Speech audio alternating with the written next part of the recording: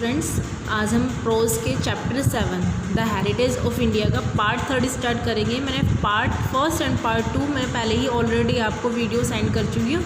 आज हम बिगिन करेंगे पार्ट 3। हमने पार्ट 2 कवर किया था कल्चर ऑफ द वेस्ट तक। आज हम स्टार्ट करेंगे पार्ट 3 हिंदू सिविलाइजेशन से। Okay let's begin. Hindu civilisation will we believe, जो हिंदू सभ्यता है, ठीक है, वी बिलीव जहाँ हम विश्वास, जिसमें हम विश्वास करते हैं, रिटेन इट्स कंटिन्यूटी। रिटेन मतलब होता है बनाए रखना, ये अपनी कंटिन्यूटी को बनाए रखेगी। The Bhagavad Gita will not cease to inspire man of action and the Upanishad man of thoughts. ये कह रहा है भागवत गीता क्रम प्रधान लोगों को प्रेरित करना बंद नहीं करेगी। मतलब कि इंसियर है ना, इंस्पायर मैन मतलब कि प्रेरित करना लोगों को बंद नहीं करेगी। कौन? भागवत गीता। वहीं ये कहते हैं and the Upanishad man of thought, और जो उपनिषेद हैं विचारशील लोगों को प्रेरित करेगा। उपनिषेद भागवत गीता क्या करेगी? लोगों को प्रेरित करेगी, और उपनिषेद विचारशील लोगों को प्रेरित करेगा। The charm and graciousness of the Indian way of life will continue.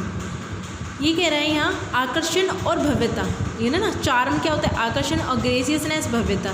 जो आकर्षण और भव्यता है भारतीय शैली की, वो हमेशा क्या रहेगी? विल कंटिन्यू, वो जारी रहेगी। However much affected it may be by the labour saving devices of the West. ये यहाँ पे कह रहा है भले ही ये पश्चिमी देशों के श्रम बचत उपकरणों से ये कितना भी प्रभावित हो, है ना। देखो यहाँ पे ये क्यों दे रखा है वेस्ट का। आजकल क्या हो रहा है कि वेस्ट की जितनी भी चीज़ें हैं, जितने भी उपकरण हैं, मशीनीकरण, ये आजकल ये मशीन सबसे ज़्यादा हो रही है, तो उस पश्चिमी चीज़ें हमारी ज़्यादा अपनाई जा रही है। तो ये कह रहा है कि जो पश्चिमी की चीज़ें हैं वो हमारे भारतीय संस्कृति को कभी भी प्रभावित नहीं करेगी, अफेक्ट नहीं करेगी, जब वो कितनी भी बढ़ती चली जाए। People still love the tales of the heroes of Mahabharata and the Ramayana. ये यहाँ कह रहा है कि लोग हमेशा प्रेम करते रहेंगे किसको? महाभारत और रामायण के हीरो से। महाभारत और रामायण कभी नहीं भूलेंगे।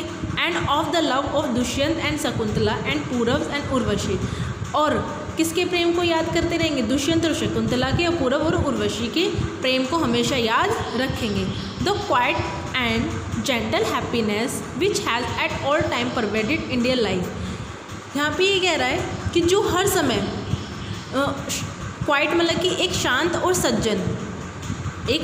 और सज्जन खुशी जो होती है हर समय भारतीय जीवन में छाई रहेगी। परवेडेड मतलब होता है छाई रहना, ये ना। क्वाइट एंड हैप्पीनेस, जो शांत खुशी है, जेंटल खुशी, सज्जन, वो हमेशा परवेडेड छाई रहेगी। कहाँ पे? भारतीय लोगों के जीवन में। आगे देखो, जो ऑपरेशन है, डिसीज है, poverty have not overcrowded it will overcrowded. यहाँ तक पढ़ते हैं। चाहे कितनी भी गरीबी क्यों ना हो, कितनी भी बीमारियाँ क्यों ना आए भारत में, लेकिन ये कभी भी इसको समाप्त नहीं करेगी। किसको? भारत की खुशी को, भारतीय की खुशी को।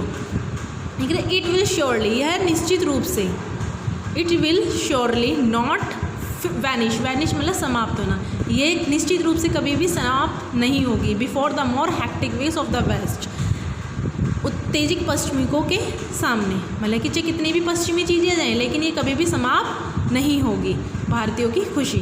नेक्स्ट पैराग्राफ देखो।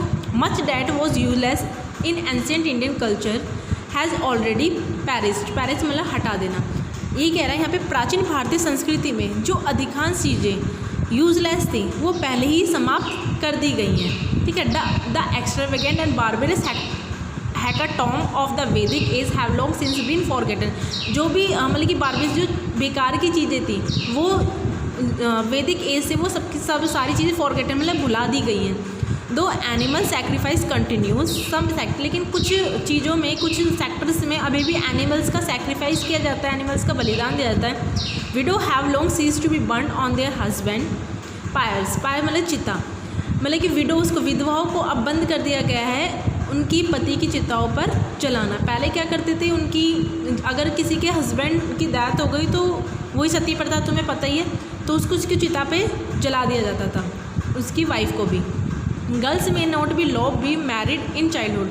अब कानून लागू कर दिया गया है कि लड़कियों की जल्दी से बचपन में शादी नहीं की जाएगी, मतलब कि हमारा देश जो है वो बदल रहा है। In buses and trains all over India Brahmins rub shoulder with the lowest caste. अब क्या हो रहा है, जितने भी ब्राह्मण्स लोग हैं, पहले छुआछूत होते थे, मतलब कि मानते थे ये नीची कास्ट का है।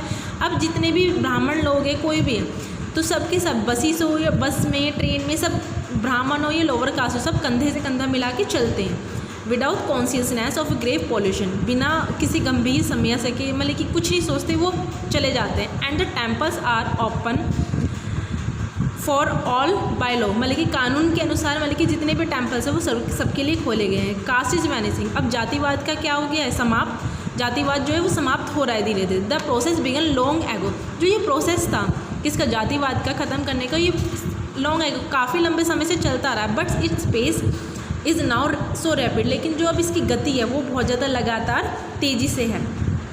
The more objectionable feature of caste may have disappeared within a generation or so. अब जैसे जैसे पीढ़ियाँ आती रहेंगी, जनरेशन आती रहेंगी, ऐसे ऐसे जो कास्ट का सिस्टम है वो डिसअपेयर्ड, गायब होता जा रहा है, गायब हो जाएगा आगे भी।